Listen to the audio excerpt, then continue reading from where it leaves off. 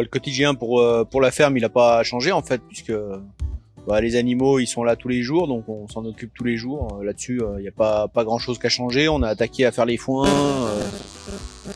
Voilà, en fait, nous, on n'a pas été confinés, quoi. C'est-à-dire, on a dû continuer à exercer exactement notre métier de la même façon, et on a fait en sorte de suivre la saison, de suivre le temps, et de s'occuper de nos animaux le mieux possible.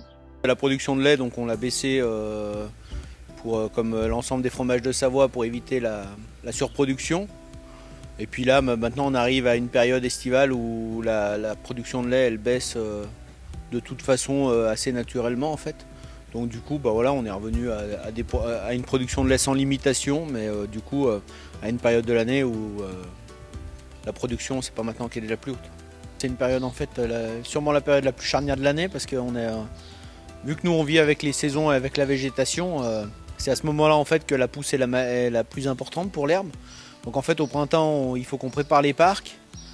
Enfin, si on prend un peu depuis le mois de mars, on va dire, on a hercé les prés pour éclater les bouses et faire en sorte que le terrain il soit le plus nivelé possible. On a mis les fumiers et les lisiers pour fertiliser le sol et faire en sorte que l'herbe pousse mieux. Après, on a sorti les vaches, voilà, où c'est une période pareille, charnière en fait, parce que si on fait pâturer les prés dans de bonnes conditions et de la meilleure façon au printemps, ça nous garantit aussi une pousse de l'herbe plus régulière sur toute l'année. Et du coup, c'est une période qui est hyper importante. Après, en parallèle, il y a eu deux choses qui se sont passées. Moi, sur l'exploitation, on a monté déjà nos génisses en alpage. Elles sont dans la vallée de l'Arcluse, donc on les a montées. Et à peu près au même moment, on a commencé les foins, en fait.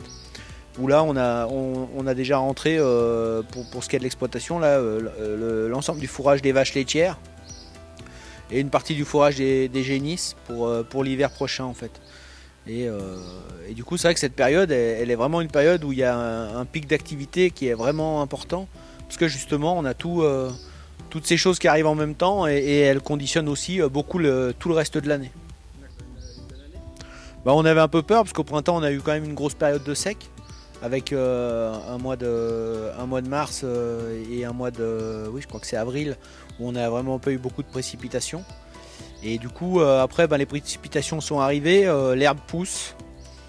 A priori on est sur une année qui sera plutôt positive. Pour l'instant on n'a pas eu non plus d'incidents climatiques forts, on n'a pas eu de grêle, on n'a pas eu de choses comme ça. Donc voilà, pour la production de lait pour l'instant ça s'annonce bien. Voilà, après bon, on aimerait bien pouvoir commander le temps, mais ça personne ne peut le faire. Donc voilà, la période de pluie pourrait être un peu plus courte, ça serait aussi bien, et puis revenir plus régulièrement. Mais pour l'instant, les choses vont quand même bien. Tout ce qu'on a pu faucher jusqu'à maintenant, voilà, la pluie qui tombe, elle assure une deuxième coupe importante pour pouvoir donner aux animaux cet hiver, et puis aussi pour pouvoir alimenter les animaux cet été au pâturage. Donc pour l'instant, les choses se passent bien.